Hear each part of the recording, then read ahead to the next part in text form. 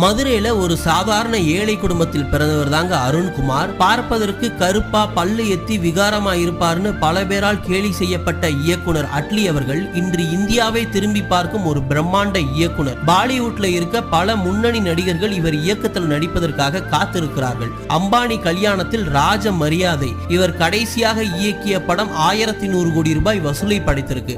இன்னைக்கு இவர் இயக்குற ஒரு படத்துக்கு இவர் வாங்கும் சம்பளம் 100 கோடி ரூபாய். இந்த அளவுக்கு உயரத்தை தொட்ட அட்லி மீது பல குற்றச்சாட்டுகள் இருக்கு.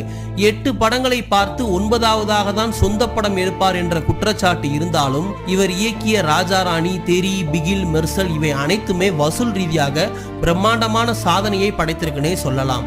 முதல்ல இவர் ஷார்ட் பிலிம் எடுக்க போறேன்னு அவங்க அம்மா கிட்ட சொல்லும் போது காசு இல்லாம அவங்க அம்மா கிட்ட இருந்த செயினை அடகு வச்சுதான் படம் எடுத்தாரு. அந்த ஷார்ட் பிலிம் இந்தியா முழுவதும் பல விருதுகளை குவிக்க அதை பார்த்த இயக்குனர் சங்கர் அவர்கள் இவரை உதவி இயக்குனரா சேர்த்துக்கிட்டாரு.